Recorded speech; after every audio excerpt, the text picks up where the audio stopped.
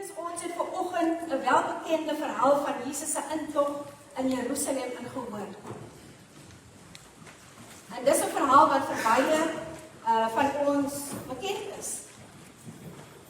Met palmtakke, 'n donkie en mense wat juig Hosanna vir die seun van Dawid. Maar toe ek myself gedwing het om te luister asof ek hierdie verhaal vir die eerste keer hoor, sonder om te weet wat daarna gebeur, tref iets baie diep my.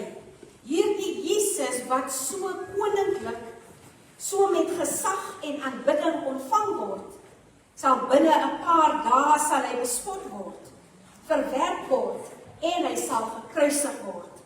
En hoe is dit dan moontlik? In hierdie toneel, geliefdes, is dit oorweldigend positief. Jesus reis soos 'n koning. Die mense juig, die stad roer, want dit is hierdie Jesus wat mense uit die dood uit opgewek het. Dit is hierdie Jesus wat blindes laat sien het. Dit is hierdie Jesus wat nou inkom en daarom juig hulle. En dis asof iets heeltemal nuuts begin. En tog, agter die lof, agter hierdie opwinding, is daar 'n donkerte, 'n donker skaduwee wat nader kruip. En dit, geliefdes, herinner ons daaraan dat Jesus se koningskap nie net glorie en oorwinning bring nie, maar dit bring ook vir ons konfrontasie en dit bring ook vir ons lyding. In ons wêreld verwag ons konings met pragt en praal, met mag en militêre mag. As ons net kyk, wanneer is dit William Prins Harry, toe hy hier by die waterfront was, het hy 'n klomp bodyguards rondom hom gehad. Royalty wat met al daardie beskerming inkom. 'n groot storie word daarvan gemaak. Maar Jesus is anders. Sy koningskap bring vrede. Sy koningskap bring nie oorlog nie. Sy koningskap bring nie geweld nie. Sy koningskap bring liefde. En hierdie geweld wat ons sien in ons gemeenskappe, moet uitgewoed word, want dit is nie wat Jesus vir ons bring nie.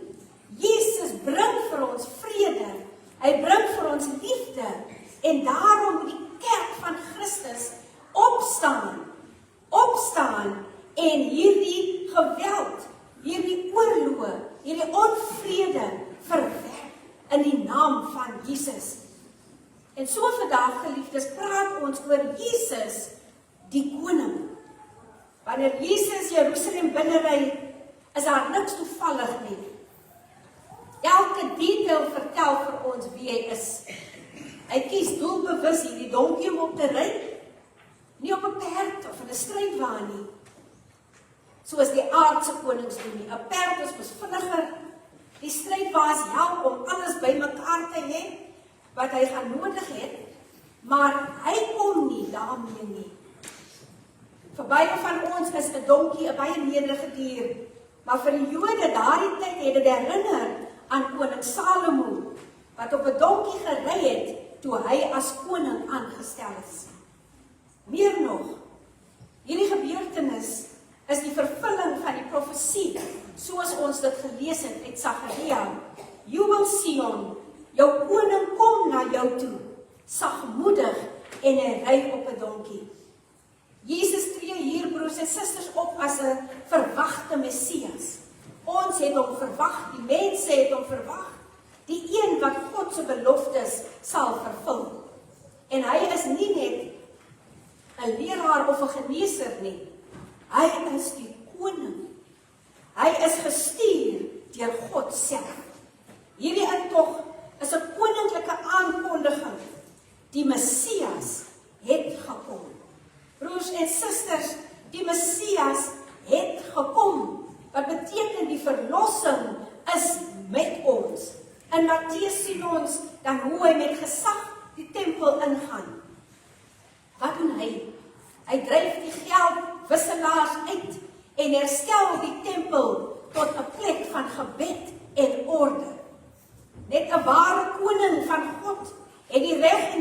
om so op te tree. En Jesus se dade het dit alles gewys. Hy kom nie net om te leer nie en om te genees nie, om die wonders te doen nie, maar hy kom om te regeer as die een ware koning.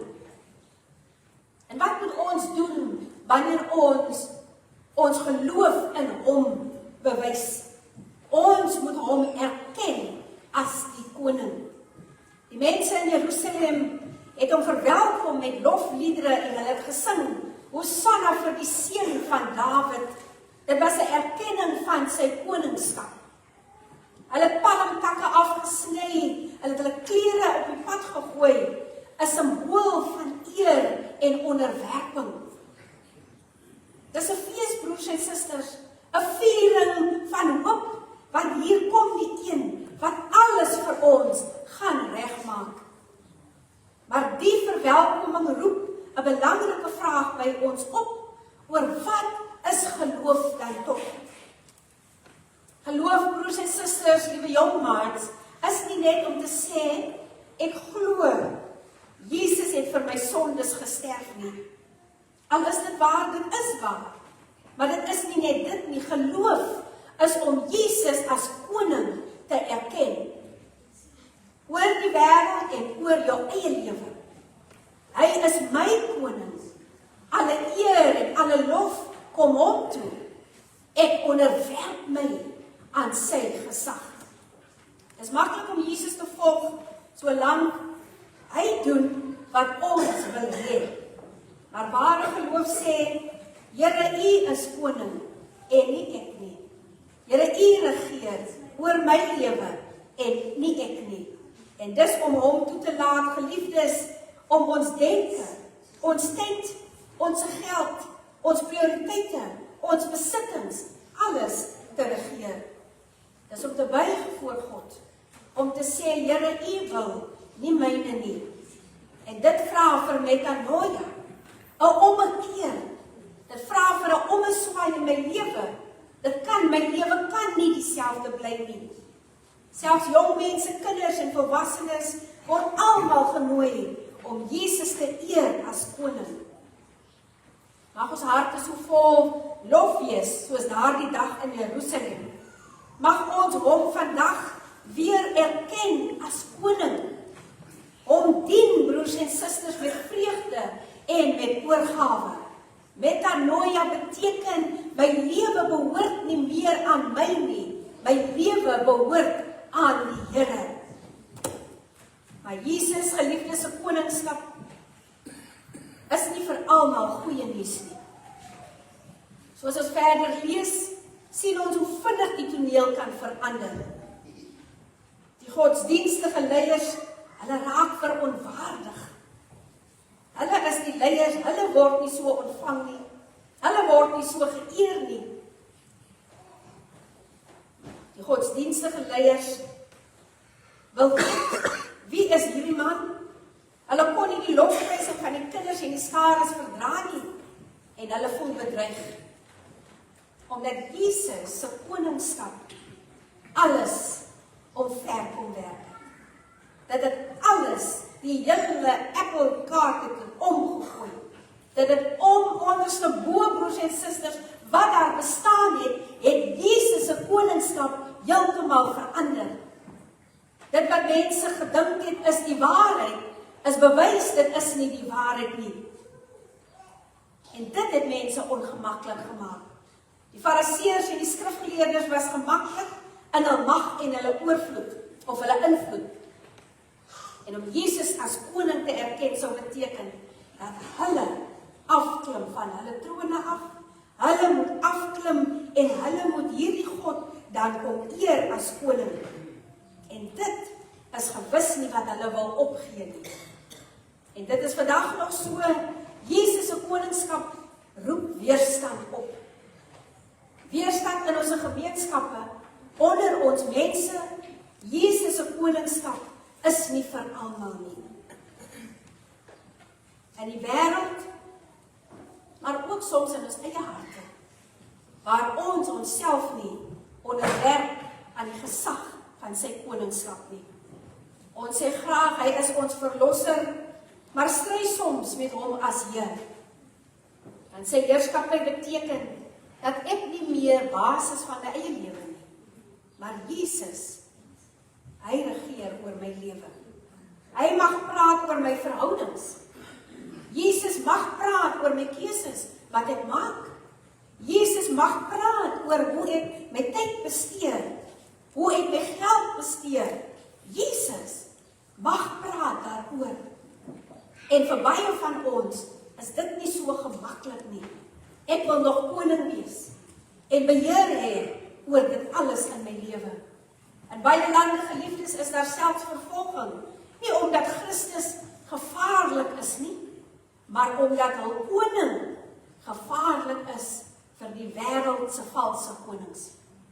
Jesus daag alles uit wat nie van God is nie. Maar hy is koning wat die moeite werd is om voor te buig, selfs al kos dit alles. Om Jesus te volg, geliefdes, is om my alles vir hom te gee. Wat Jesus onderskei van elke aardse koning, is nie net sy krag of sy wysheid nie, maar dit is sy liefde, sy kosbare liefde. Geliefdes, nie een van ons as Christene kan vandag sê dat ek lief is van ek myself nie, as dit nie vir God se liefde is nie. Jesus weet waarheen hy op pad is. Hy weet dat hierdie reis na Jerusalem hom nie 'n goue troon gaan bring nie, maar dat dit vir hom 'n kruis gaan bring. Hy het nie die mag gegryp nie. Hy het dit neergelê. Hierdie koning bring vrede. Hy het geweet van hierdie doringkroon op sy kop.